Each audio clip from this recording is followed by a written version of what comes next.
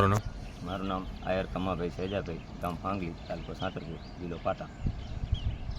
કાલે તારીખ 19/9/2025ના ફાંગલી ગામે ફંગા માતાના મંદિરની પાછળ ગેરકાયદેસર ખનન ચાલતું હતું. મને જાણ થતાં હું મોબાઈલથી લાઈવ કરી અને જેસીબી પાસે ગયેલ. જેસીબીને ટ્રેક્ટર દ્વારા ખોદવામાં આવતું હતું. તો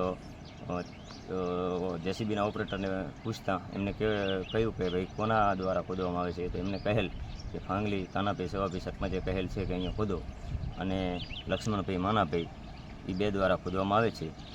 એટલે મેં ટ્રેક્ટરો બંધ કરાવી દીધા અને એ લોકોએ કીધું કે લક્ષ્મણભાઈને બોલાવો. તો લક્ષ્મણભાઈ આવ્યા અને કે મારી જોડે પુરાવા છે અને અમારા મંજૂર થયેલ છે. મેં કોઈ કોપી કોઈ ઓર્ડર હોય તો આપો. એમની જોડે કોઈ પ્રૂફ પુરાવા નહોતા. એટલે લક્ષ્મણભાઈએ પોતે જ જાતે કહ્યું કે તમે કાયદેસરની કાર્યવાહી કરી નાખો. અને પછી પાછળથી સાઇટમાં જઈ અને બધા ડ્રાઈવરોને સમજાવીને હેમાભાઈ ચૌધરી આવ્યા, વારી માર્કેટ યાર્ડના ચેરમેન, અને એ બધા લોકોએ સાધન લઈને ભાગી જવાનો પ્રયાસ કર્યો. એમાં એ લોકો 5 ટ્રેક્ટરને એક કેમ્પર લઈને નીકળી જવામાં સફળ રહ્યા. અને જેસીબી મારા જીવના જોખમે મેં રખાવી દીધું. મારી ઉપર ચડાવવાની કોશિશ કરી, મારી નાખવાની, પણ મારે જેસીબી પકડાઈ ગયું એટલે હું ઉપર ચડી ગયો, ચાવી કાઢી લીધી. અને